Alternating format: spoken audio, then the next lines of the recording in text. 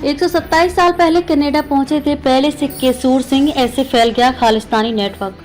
Bharat Canada के बीच रिश्तों में तनाव है। इस बीच ब्रैम्पटन शहर में खालिस्तानी समर्थकों के हिंदू मंदिर के बाहर हमला किए जाने का मामला गर्माता जा रहा है।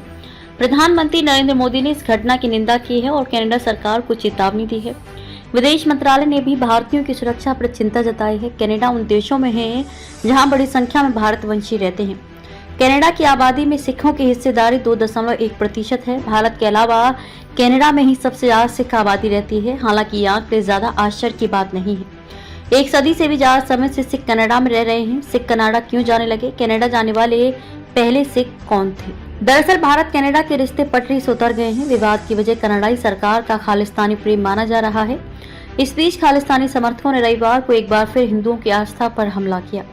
ब्रैम्पटन शहर में खालिस्तानी समर्थक अलगाववादी झंडे लेकर हिंदू सभा मंदिर पहुंचे, वहां बवाल किया। मंदिर के बाहर लोगों से मारपीट की, श्रद्धालुओं पर लात घूंसे बरसाए और डंडे चलाए। इस घटना का वीडियो वायरल हो रहा है।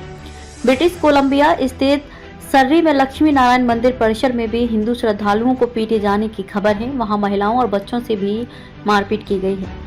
प्रधानमंत्री नरेंद्र मोदी ने हमले की निंदा की और ऐतराज जताया। पीएम मोदी ने कनाडा सरकार को भी चिताया और कहा कि ये कृत्य कायराना है। कनाडा सरकार दोषियों पर तत्काल कार्रवाई करे। हिंसा के ऐसे कृत्य भारत के संकल्प को कभी कमजोर नहीं कर सकते। जानकारों का कहना है कि दोनों देशों में तनाव बढ़ने का सीधा असर वहां रह रहे भारतीयों पर पड़ सकता है। कनाडा को भारतीय छात्रों के आने से आर्थिक रूप से फायदा होता है। पहले ही भारत सरकार ने कनाडाई नागरिकों की भारत में एंट्री बंद कर दी है। भारत ने कनाडा में अपनी वीजा सेवा को सस्पेंड कर दिया है। ये हमले रिश्तों को बदतर करते जा रहे हैं। सवाल उठ रहा है कि कनाडा में खालिस्तान का नेटवर्क कैसे फैल गया, उसकी क्या कहानी है। कनाडा में भारत की कितनी आबादी है? कनाडा में 2 लाख से ज्यादा स्टूडेंट्स। दिसंबर 2023 तक भारत के विदेश मंत्रालय के आंकड़े के मुताबिक इस समय 18 लाख भारतवंशी कनाडा के नागरिक हैं और 10 लाख भारतीय कनाडा में रहते हैं। कनाडा में भारत के 2,30,000 स्टूडेंट्स पढ़ाई कर रहे हैं। इतना ही नहीं, कनाडा की 600 से ज्यादा कंपनियां भारत में हैं और 1000 से ज्यादा कंपनियां सक्रिय रूप से भारत के साथ कारोबार कर रही हैं।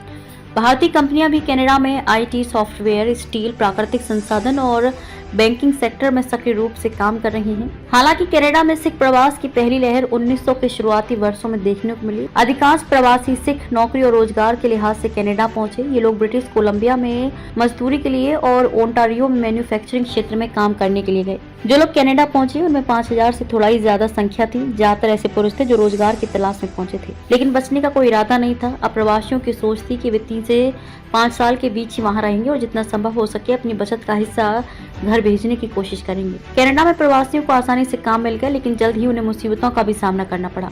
आरोप लगा कि अप्रवासी स्थानीय लोगों का रोजगार और नौकरियां छीन रहे हैं। सिखों को नस्लीय और सांस्कृतिक पूर्वाग्रहों का भी सामना करना पड़ा। कनाडा में ज्यादा से ज्यादा सिखों के आने की स्थिति बिगड़ती गई। बढ़ती संख्या के कारण कनाडाई सरकार ने अंततः कड़े नियम लागू किए और प्रवासन को समाप्त कर दिया। कनाडा में भारतीयों के प्रवेश करने के लिए उसके पास $200 होना अनिवार्य कर दिया गया। नतीजतन 1908 के बाद भारत से कनाडा में आप्रवासन में भारी गिरावट आई। 1907 से 1908 के दौरान 2500 से घटकर प्रतिवर्ष कुछ दर्जन रह गई।